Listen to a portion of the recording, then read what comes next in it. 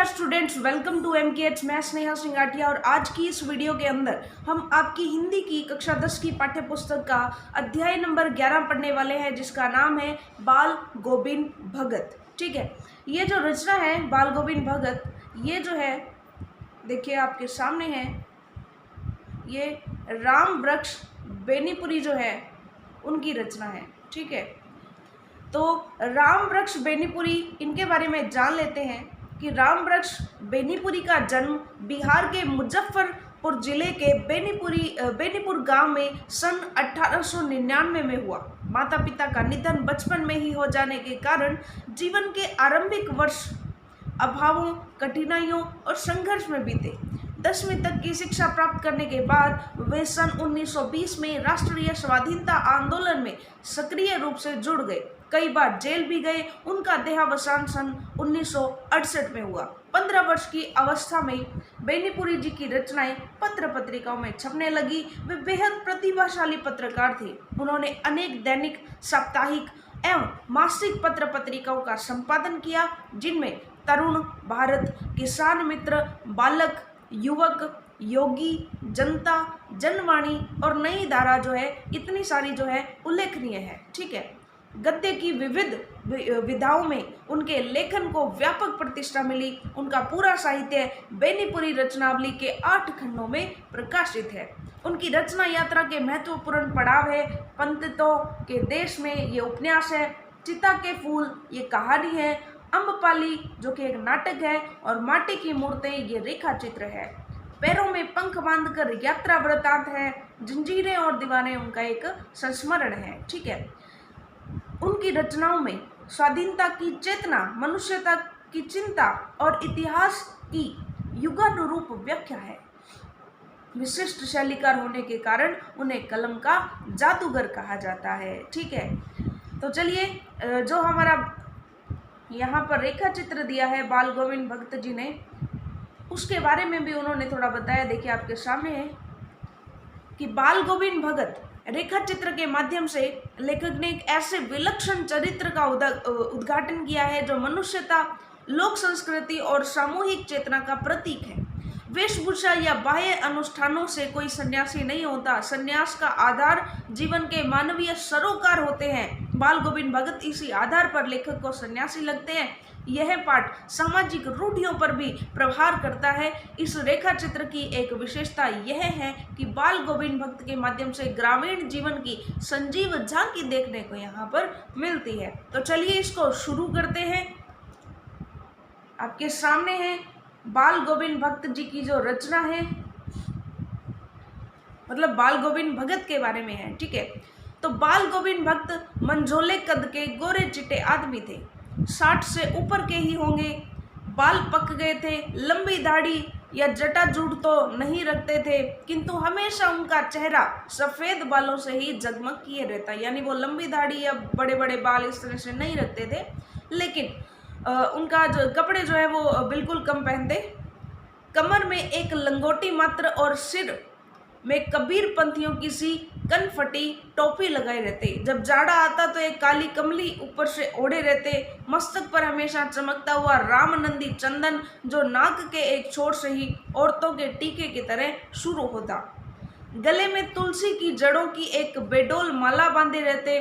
ऊपर की तस्वीर से यह नहीं माना जाए कि बाल गोविंद भगत साधु थे। यानी इस तरह की वेशभूषा जो है साधु लोग पहनते हैं, तो वो एक साधु नहीं थे, ऐसा नहीं मानो। ठीक है, नहीं, बिल्कुल गृहस्थ, यानी गृहस्थ थे। उनकी गृहिणी की तो मुझे याद नहीं, उनके बेटे और पतोहू को तो मैंने देखा था। थोड़ी खेती बाड़ी भी थी, एक अच्छा साफ सुथरा मकान भी था, किंतु खेती बाड़ी करते, परिवार रखते भी बाल गोविंद भगत साधु थे। यानी गृहस्थी में रहकर भी वो साधु थे। साधु के सब परिभाषाओं में खरे उतरने वाले। कबीर को साहब मानते थे और उन्हीं के गीतों को गाते, उन्हीं के आदेशों पर चलते। कभी झूठ नहीं बोलते, खरा व्यवहार करते, किसी से भी दो टूक बात करने में संकोच नहीं करते, न किसी से खामखा झगड़ा मोल लेते, किसी की चीज नहीं छूते, न बिना पूछे व्यवहार में लाते। इस नियम को कभी कभी इतनी बारीकी तक ले जाते कि लोगों को कौतूहल होता। कभी वह दूसरे के खेत में शौच के लिए भी नहीं बैठते। वह गृहस्थ थे, लेकिन उनकी सब चीजें साहब की थी। जो कुछ खेत में पैदा होता सिर पर लादकर पहले उसे साहब के दरबार में ले जाते, जो उनके घर से 4 कोस दूर पर था। एक कबीरपंथी मठ से मतलब वह दरबार में भेंट रूप रख लिया जाकर प्रसाद के रूप में जो उन्हें मिलता उसे घर लाते और उसी से गुजर चलाते। इन सब के ऊपर मैं तो मुग्ध था। उनके मधुर गान पर जो सदा सर्वदा ही सुनने को मिलते, कबीर के वे सीधे साधे पद जो उनके कंठ से निकलकर संजीव हो उठते। आषाढ़ की रिमझिम है, समूचा गांव खेतों में उतर पड़ा है। कहीं हल चल रहे हैं, कहीं रोपनी हो रही है, यानी रोपण कृषि जो होती है। धान के पानी भरे खेतों में बच्चे उछल रहे हैं, औरतें कलेवे लेकर मेड़ पर बैठी है। कलेवा का मतलब नाश्ता, ठीक है। आसमान बादल से घिरा, धूप का नाम नहीं, ठंडी पुरवाई चल रही। ऐसे ही समय अपने कानों में एक स्वर तरंग झंकार सी कर उठी। यह क्या है, यह कौन है, यह पूछना नहीं पड़ेगा। बाल गोविंद भक्त समूचा शरीर कीचड़ में लिथड़े अपने खेत में रोपनी कर रहे हैं। उनकी अंगुली एक एक धान के पौधे को पंक्तिबद्ध खेत में बिठा रही है। उनका कंठ एक एक शब्द को संगीत के जीने पर चढ़ाकर कुछ और ऊपर स्वर्ग की ओर भेज रहा है और कुछ को इस पृथ्वी की मिट्टी पर खड़े लोगों के कानों की ओर। बच्चे खेलते हुए झूम उठते हैं। मेड़ पर खड़ी औरतों के होठ कांप उठते हैं, वे गुनगुनाने लगती हैं। हलवाहों के पैर ताल से उठने लगते हैं। रोपनी करने वालों की अंगुलियां एक अजीब क्रम में चलने लगती हैं। बाल गोविंद भक्त का यह संगीत है या जादू? भादों की वह अंधेरी अधरतिया, अभी थोड़ी ही देर पहले मूसलाधार बारिश खत्म हुई है।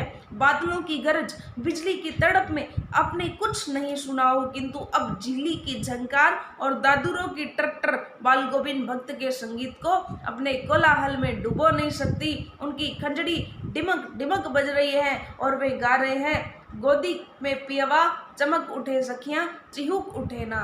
हाँ, पिया तो गोद में ही है, किंतु वह समझती है मैं अकेली है। चमक उठती है, चिहुक उठती है। उसी भरे बादलों वाले भादों की आधी रात में उनका यह गाना अंधेरे में अकस्मात कौंध उठने वाली बिजली की तरह किसे न चौंका देता। अरे अब सारा संसार निस्तब्धता में सोया है, बाल गोविंद भक्त का संगीत जाग रहा है। तेरी गठरी में लगा चोर मुसाफिर जाग जरा। कार्तिक आया नहीं कि बाल गोविंद भक्त की प्रभातियां शुरू हुई जो फागुन तक चला करती। इन दिनों वह सवेरे ही उड़ते, न जाने किस वक्त जगकर वह नदी स्नान को जाते। गांव से 2 मील दूर, वहां से नहा धोकर लौटते और गांव के बाहर ही पोखरे के ऊंचे भिंडे पर अपनी खंजड़ी लेकर जा बैठते और अपने गाने टेरने लगते। मैं शुरू से ही देर तक सोने वाला हूँ, किंतु एक दिन माघ की उस दांत किटकिटाने वाली भोर में भी उनका संगीत मुझे पोखरे पर ले गया था। अभी आसमान के तारों में दीपक बुझे नहीं थे। हाँ, पूरब में लोही लग गई थी, यानी सूरज आने वाला था, उसकी लालिमा आई थी, जिसकी लालिमा को शुक्र तारा और बढ़ा रहा था। खेत, बगीचा, घर सब पर कुहासा छा रहा था। सारा वातावरण अजीब रहस्य में आवृत मालूम पड़ता था। उस रहस्यमय वातावरण में एक कुश की चटाई पर पूरब मुंह काली कमली ओढ़े बाल गोविंद भक्त अपनी खंजड़ी लिए बैठे थे। उनके मुंह से शब्दों का तांता लगा था। उनकी अंगुलियां खंजड़ी पर चल रही थी। गाते गाते इतने मस्त हो जाते, इतने सरूर में आते, उत्तेजित हो उठते कि मालूम होता अब खड़े हो जाएंगे। कमली तो बार बार सिर से नीचे सरक जाती। मैं जाड़े से कंपकपा रहा था, किंतु तारे के छाव में उनके मस्तक के श्रम बिंदु जब तब चमक ही पड़ते। गर्मियों में उनकी संझा कितनी उमस भरी शाम को न शीतल करती। अपने घर के आंगन में आसन जमा बैठते। गांव के उनके कुछ प्रेमी भी जुट जाते। खंजड़ियों और करतालों की भरमार हो जाती। एक पद बाल गोविंद भक्त कह जाते, उनकी प्रेम मंडली उसे दोहराती तिहराती। धीरे धीरे स्वर ऊंचा होने लगता, एक निश्चित ताल, एक निश्चित गति से। उस ताल स्वर के चढ़ाव के साथ श्रोताओं के मन भी ऊपर उठने लगते। धीरे धीरे मन तन पर हावी हो जाता। होते होते एक क्षण ऐसा आता कि बीच में खंजड़ी लिए बाल गोविंद भक्त नाच रहे हैं। उनके साथ ही उनके सबके तन और मन नृत्यशील हो उठे हैं। सारा आंगन नृत्य और संगीत से ओतप्रोत है। बाल गोविंद भक्त की संगीत साधना का चरम उत्कर्ष उस दिन देखा गया जिस दिन उनका बेटा मरा। इकलौता बेटा था, कुछ सुस्त और बोधा सा था, किंतु इसी कारण बाल गोविंद भक्त उसे और भी मानते। उनकी समझ में ऐसे आदमियों पर ही ज्यादा नजर रखनी चाहिए या प्यार करना चाहिए, क्योंकि ये निगरानी और मोहब्बत के ज्यादा हकदार होते हैं। बड़ी साध से उसकी शादी कराई थी, पतोहू भी सुभग और सुशील मिली थी। घर की पूरी प्रबंधिका बनकर भगत को बहुत कुछ दुनियादारी से निवृत्त कर दिया था उसने। उनका बेटा बीमार है, इसकी खबर रखने की लोगों को कहाँ फुर्सत, किंतु मौत तो अपनी और सबका ध्यान खींचकर ही रहती है। हमने सुना बाल गोविंद भक्त का बेटा मर गया। कुतूहलवश उनके घर गया, देखकर दंग रह गया। बेटे को आंगन में एक चटाई पर लिटाकर एक सफेद कपड़े से ढांक रखा है। वह कुछ फूल तो हमेशा ही रोपते रहते, उन फूलों में से कुछ तोड़कर उस पर बिखरा दिए हैं, फूल और तुलसी दल भी। सिहरा ने एक चिराग जला रखा है और उसके सामने जमीन पर ही आसन जमाए गीत गाए चले जा रहे हैं। वही पुराना स्वर, वही पुरानी तल्लीनता। घर में पतोहू रो रही है जिसे गांव की स्त्रियां चुप कराने की कोशिश कर रही है, किंतु बाल गोविंद भक्त तो गाए जा रहे हैं। हाँ, गाते गाते कभी कभी पतोहू के नजदीक भी जाते और उसे रोने के बदले उत्सव मनाने को कहते कि आत्मा परमात्मा के पास चली गई, विरहिणी अपने प्रेमी से जा मिली। भला इससे बढ़कर आनंद की कौन बात। मैं कभी कभी सोचता ये पागल तो नहीं हो गए, किंतु नहीं, वह तो कुछ कह रहे थे, उसमें उनका विश्वास बोल रहा था, वह चरम विश्वास जो हमेशा ही मृत्यु पर विजयी होता आया है। बेटे के क्रियाक्रम में तूल नहीं किया, पतोहू से ही आग दिलाई उसकी, किंतु जो ही श्राद्ध की अवधि पूरी हो गई, पतोहू के भाई को बुलाकर उसके साथ कर दिया, यह आदेश देते हुए कि इसकी दूसरी शादी कर देना। इधर पतोहू रो रो कर कहती, मैं चली जाऊंगी तो बुढ़ापे में कौन आपके लिए भोजन बनाएगा, बीमार पड़े तो कौन एक चुल्लू पानी भी देगा। मैं पैर पड़ती हूँ, मुझे अपने चरणों से अलग नहीं कीजिए। लेकिन भगत का निर्णय अटल था, तू जा, नहीं तो मैं इस घर को छोड़कर चल दूंगा। यह थी उनकी आखिरी दलील, और इस दलील के आगे बेचारी की क्या चलती। बाल गोविंद भक्त की मौत उन्हीं के अनुरूप हुई। वह हर वर्ष गंगा स्नान करने जाते, स्नान पर उनकी आस्था नहीं रखते, स्नान पर उतनी आस्था नहीं रखते जितना संत समागम और लोक दर्शन पर। पैदल ही जाते, करीब 30 कोस पर गंगा थी। साधु को सबल लेने का क्या हक, और ग्रस्त किसी से भिक्षा क्यों मांगे। अतः घर से खाकर चलते और फिर घर पर ही लौटकर खाते। रास्ते भर खंजड़ी बजाते, जहाँ प्यास लगती पानी पी लेते। 4-5 दिन आने जाने में लगते, किंतु इस लंबे उपवास में भी वही मस्ती। अब बुढ़ापा आ गया था, किंतु टेक वहीं जवानी वाली। इस बार लौटे तो तबीयत कुछ सुस्त थी, खाने पीने के बाद भी तबीयत नहीं सुधरी। थोड़ा बुखार आने लगा, किंतु नेम व्रत को छोड़ने वाले नहीं थे। वहीं दोनों जून गीत, स्नान, ध्यान, खेतीबाड़ी देखना दिन दिन खींचने लगे। लोगों ने नहाने धोने से मना किया, आराम करने को कहा, किंतु हंसकर टाल देते रहे। उस दिन भी संध्या में गीत गाए, किंतु मालूम होता जैसे तागा टूट गया हो, माला का एक एक दाना बिखरा हुआ।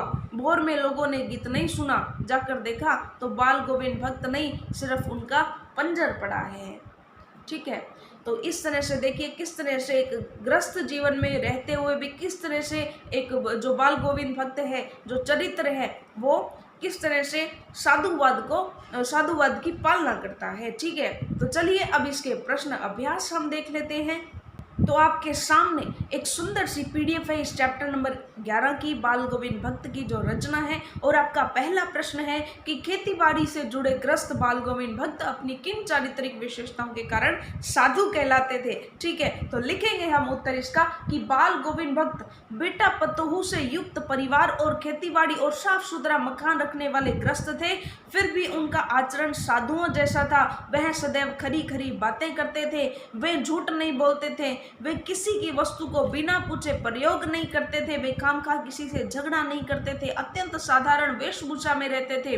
वे अपनी उपज को कबीरपंथी मठ पर चढ़ावा के रूप में दे देते थे। वहां से जो कुछ प्रसाद के रूप में मिलता उसी से परिवार का निर्वाह करते थे। ठीक है, तो इन सब विशेषताओं के कारण वो ग्रस्त रहते हुए भी क्या थे, साधु थे। ठीक है, अगला प्रश्न है, भक्त की पुत्र वधू उन्हें अकेला क्यों नहीं छोड़ना चाहती थी? तो सिंपल सी बात है कि भक्त की पुत्र वधू उन्हें अकेला इसलिए नहीं छोड़ना चाहती थी क्योंकि भक्त के इकलौते पुत्र और उसके पति की मृत्यु के बाद भक्त अकेले पड़ गए थे। समय भक्त वृद्धावस्था में है, वे नेम धर्म का पालन करने वाले इंसान हैं जो अपने स्वास्थ्य की तनिक भी चिंता नहीं करते हैं। वह वृद्धावस्था में अकेले पड़े भक्त को रोटियां बनाकर देना चाहती थी और उनकी सेवा करके अपना जीवन बिताना चाहती थी। ठीक है, इसलिए वो उसका घर छोड़कर उसको छोड़कर जाना नहीं चाहती थी। ठीक है, अगला प्रश्न है कि भक्त ने अपने बेटे की मृत्यु पर अपनी भावनाएं किस प्रकार व्यक्त की? तो आप सिंपल सा लिखेंगे कि भक्त ने अपने बेटे की मृत्यु पर औरों की तरह शोक और मातम नहीं मनाया।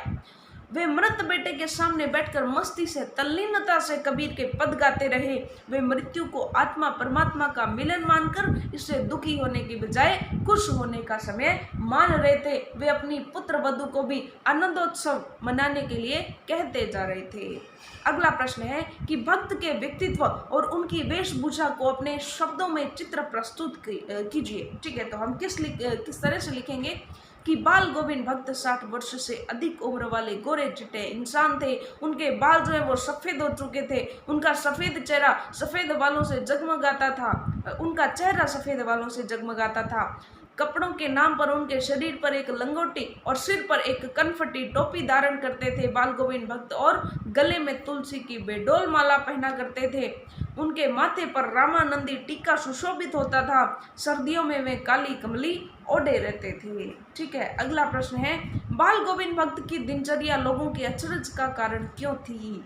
क्योंकि जो सबसे अलग होता है ना वो अक्सर जो है अचरज का कारण बनता है। ठीक है, तो देखिए क्या लिखेंगे कि बाल गोविंद भक्त की दिनचर्या लोगों के लिए कौतूहल का कारण थी क्योंकि वे अत्यंत सादगी, सरलता और निस्वार्थ भाव से जीवन जीते थे। उनके पास जो कुछ था उसी से काम चलाया करते थे। वे किसी की वस्तु को बिना पूछे उपयोग में नहीं लाते थे। इस नियम का वे इतना बारीकी से पालन करते थे कि दूसरे के खेत में शौच के लिए भी नहीं बैठते थे। उनके अलावा दांत किटकिटा देने वाली सर्दियों की भोर में वे खुले आसमान के नीचे पोखरे पर बैठकर गाना, उससे पहले 2 कोस जाकर नदी स्नान करने जैसे कार्य लोगों के आश्चर्य का कारण थी। अगला प्रश्न है, पाठ के आधार पर बाल गोविंद भक्त के मधुर गायन की विशेषताएं लिखिए। तो हम लिखेंगे कि बाल गोविंद भक्त सुमधुर कंठ से इस तरह गाते थे कि कबीर के सीधे साधे पद भी उनके मुंह से निकलकर संजीव हो उठते थे। उनके गीत सुनकर बच्चे झूम उठते थे, स्त्रियों के होठ गुनगुनाने लगते थे और काम करने वालों के कदम लय ताल से उठने लगते थे। उनके इसके अलावा भादों की अर्धरात्रि में उनका गान सुनकर उसी तरह चौंक उठते थे जैसे अंधेरी रात में बिजली चमकने से लोग चौंक कर सजग हो जाते हैं। अगला प्रश्न है, कुछ मार्मिक प्रसंगों के आधार पर यह दिखाई देता है कि बाल गोविंद भक्त प्रचलित सामाजिक मान्यताओं को नहीं मानते थे। तो पाठ के आधार पर उन प्रसंगों का उल्लेख कीजिए। तो बिल्कुल सही, हमने यहाँ देखा है कि बाल गोविंद भक्त प्रचलित सामाजिक मान्यताओं को नहीं मानते थे। ये पाठ के निम्नलिखित मार्मिक प्रसंगों से ज्ञात होता है। तो हम लिखेंगे, भक्त ने अपने इकलौते पुत्र के निधन पर न शोक मनाया न उसके क्रियाक्रम को ज्यादा तूल दिया। ठीक है, उन्होंने पुत्र केशव को स्वयं मुखाग्नि न देकर अपनी पुत्र वधू से मुखाग्नि दिलवाई। उन्होंने विधवा विवाह के समर्थन में कदम उठाते हुए उसके भाई को कहा कि इसको साथ ले जाकर इसका दोबारा विवाह करवा देना।